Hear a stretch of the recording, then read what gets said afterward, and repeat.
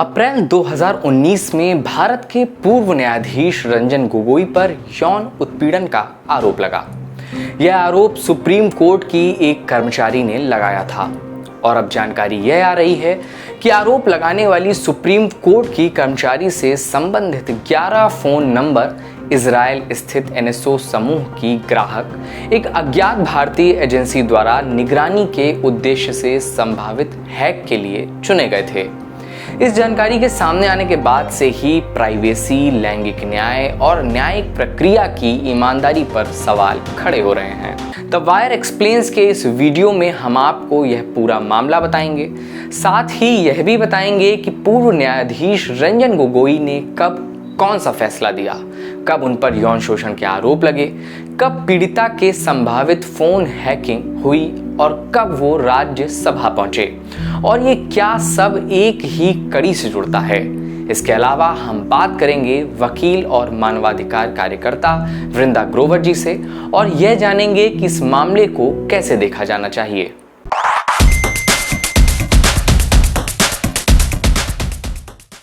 Israeli सुरक्षा agency के NSO group को एक सर्विलांस सॉफ्टवेयर पेगासस स्पाईवेयर के लिए जाना जाता है, जिसका दावा है कि वह इसे केवल प्रामाणिक सरकारों को बेचता है। हालांकि उसने यह नहीं बताया है कि अपने इस विवादित उत्पाद को उसने किस सरकार को बेचा है।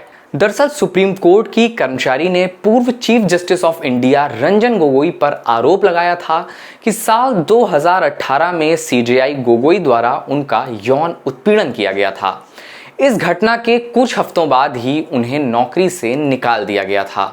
अप्रैल 2019 में उन्होंने एक हलफनामे में अपना बयान दर्ज कर सर्वोच्च अदालत के 22 जजों को भेजा था। फ्रांस की media non profit forbidden stories द्वारा लीक हुए फोन नंबरों की सूची का विश्लेषण बताता है कि इसके कुछ ही दिनों बाद उन्हें संभावित हैकिंग के निशाने के तौर पर चुना गया था। इन लीक रिकॉर्ड्स के अनुसार जिस हफ्ते उनके सीजेआई पर लगाए गए आरोपों की खबर आई थी, उसी सप्ताह उनके पति और 2 देवरों से जुड़े 8 नंबरों को भी टारगेट के तौर पर चुना गया।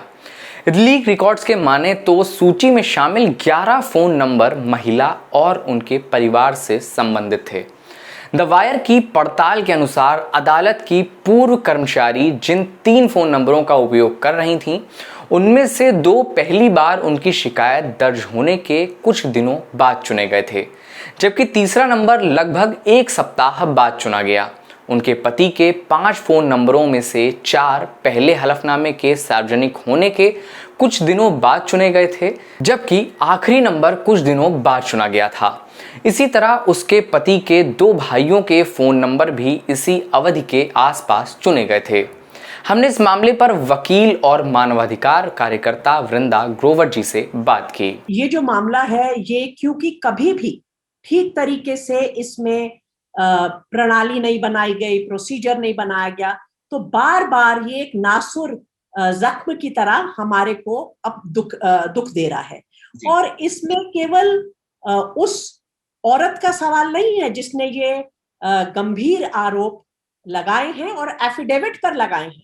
ये ऐसा ही नहीं है कि राह चलते किसी ने कुछ बोल दिया, मगर इसके साथ आज की तारीख में जुड़ती है हमारी पूरी जुडिशरी की इंडिपेंडेंस और उस कोर्ट की इंडिपेंडेंस जो हमारे सारे अधिकारों, हमारे जीवन के अधिकारों का गार्डियन है हमारी डेमोक्रेसी में। और खासकर ऐसे वक्त पर जब एग्जीक्यूटिव आपके पास पावर बहुत है, पार्लियामेंट में भी और वैसे भी, और उसका उपयोग किया जा रहा है बार बार, उस समय सुप्रीम कोर्ट की जिम्मेदारी और भूमिका कहीं ज्यादा बढ़ जाती है। इस इंसिडेंट में जब भी इंसाफ की मांग की गई, हमेशा उसी वक्त एक गुमराह करने के लिए, आंखों में धूल झोंकने के लिए बार बार ये बात, और ये पहले दिन से अदालत में हुई। जब 19 अप्रैल को ये एफिडेविट दिए गए सब न्यायाधीशों को, तो 20 अप्रैल जो एक शनिवार था, स्वयं खुद उस बेंच में chief justice of India Gogoi ने कहा, अरे ये कोई बहुत बड़ा साजिश है इस देश के पीछे और पूरी जुडिशरी के खिलाफ है। असल में साजिश क्या है, ये बात आज हमारे सामने आ गई।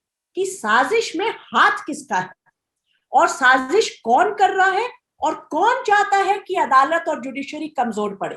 तो अगर पेगासस की बातें जो सामने आई हैं, जो वायर ने भी सामने रखी हैं, उसमें स्पष्ट ये दिखता है कि कुछ नंबरों को सर्वेलेंस में डाला गया। एटलीस्ट पर्सन ऑफ इंटरेस्ट वो महिला और उसके घर के परिवार के कुछ लोग, जिसमें 11 मोबाइल नंबर है। बल्कि बहुत इंपॉर्टेंट बात यह है कि सबसे इंटेंसिव सर्वेलेंस उस महिला के परिवार की गई है।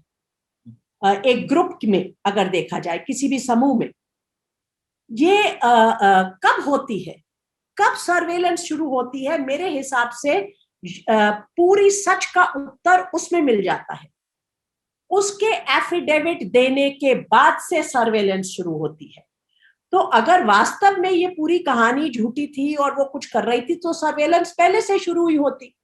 और ये तो रिकॉर्ड पे है कि उसको अपने दफ्तर में, वहां पर एम्प्लॉयमेंट की, वो चीफ जस्टिस के साथ काम करेगी। ये तो खुद चीफ जस्टिस ने डिसाइड किया था, कोई और तो नहीं डिसाइड करता।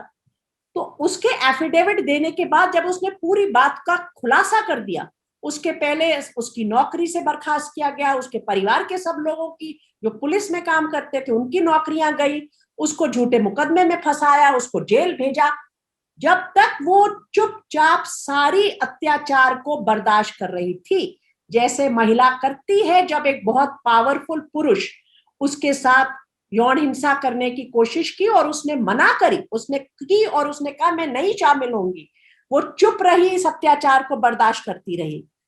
जब उसको लगा कि ये तो बिल्कुल मेरी को खत्म कर देंगे, मेरे परिवार को, तो उसने एफिडेविट में अपनी दुहाई दी इंसाफ की। उसके बाद से सर्वेलेंस चालू होती है। तो स्पष्ट है कि किसके इशारे पे अब ये सर्वेलेंस हो रही है। और ये सर्वेलेंस, ये तो मतलब कि आम नॉलेज है कि पेगासस वगैरह सरकारें ही खरीद सकती हैं, आप और मैं तो नहीं करवा सकती। तो अगर सरकार करा रही है, किसके लिए करवाया सरकार ने? किसने कॉम्प्रोमाइज करी इंडिपेंडेंस ऑफ द जुडिशरी? ये जवाब अब ढूंढने की जरूरत नहीं है, ये जवाब स्पष्ट हो रहे हैं हमारे लिए। सरकार ने किसके साथ हाथ में हाथ मिला के सुप्रीम कोर्ट के इन सब मामलों में अलाउ किया सरकारों को अंदर घुसने में? और किसका फायदा हुआ उस सर्वेलेंस करने से? उस महिला को तो कोई इंसाफ कभी नहीं मिला, ना कोई रिपोर्ट उसके हाथ में आई। तो आज ये जो बातें हैं, ये हमको बता रही हैं कि असल में कौन सी ताकत, स्टेट की एपरेटस की क्या पावर इसके अंदर इस मौके को लेके गुजरी, किसका बचाव हुआ उसमें? वो चीफ जस्टिस ऑफ इंडिया आज राज्यसभा में मेंबर ऑफ पार्लियामेंट है, कैसे उनका बचाव हुआ? और उससे किसने कॉम्प्रोमाइज की जुडिशरी की इंडिपेंडेंस? ये बहुत गंभीर सवाल उठे हैं और ये गंभीर सवालों को नजरअंदाज नहीं किया जा सकता, क्योंकि वो केवल एक केस का मामला नहीं है।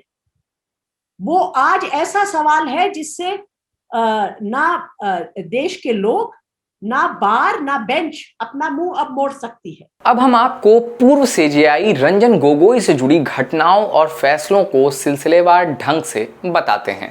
तारीख 12 जनवरी 2018। एक चिट्ठी और एक प्रेस कॉन्फ्रेंस ने उस रोज देश की राजनीति से लेकर न्यायपालिका तक में भूचाल ला दिया था। भारत के इतिहास में पहली बार सुप्रीम कोर्ट के 4 जज प्रेस से मुखातिब थे।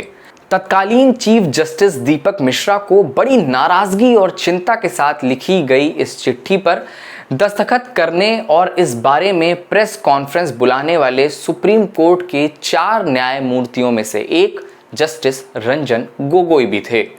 जस्टिस लोया मामले में चिंता जाहिर करने के लिए बुलाई गई 4 जजों की प्रेस कॉन्फ्रेंस में भाग लेकर जस्टिस रंजन गोगोई ने लोगों की उम्मीदें बढ़ा दी थीं। ये वो दौर था जब सुप्रीम कोर्ट अनचाही वजहों से सुर्खियों में था और ये संभावना भी जाहिर की जा रही थी कि केंद्र सरकार जस्टिस दीपक मिश्रा के उत्तराधिकारी के तौर पर वरिष्ठता की परंपरा को नजरअंदाज करते हुए गोगोई की जगह कोई और नाम सामने रख सकती थी। लेकिन 13 सितंबर 2018 को राष्ट्रपति भवन से जारी हुई चिट्ठी ने ऐसे कयासों पर विराम लगा दिया और रंजन गोगोई भारत के 46वें चीफ जस्टिस ऑफ इंडिया बने। चीफ जस्टिस की जिम्मेदारी संभालने के 7 महीने के भीतर ही अप्रैल में जस्टिस गोगोई पर उनकी पूर्व जूनियर असिस्टेंट ने यौन उत्पीड़न के आरोप लगाए।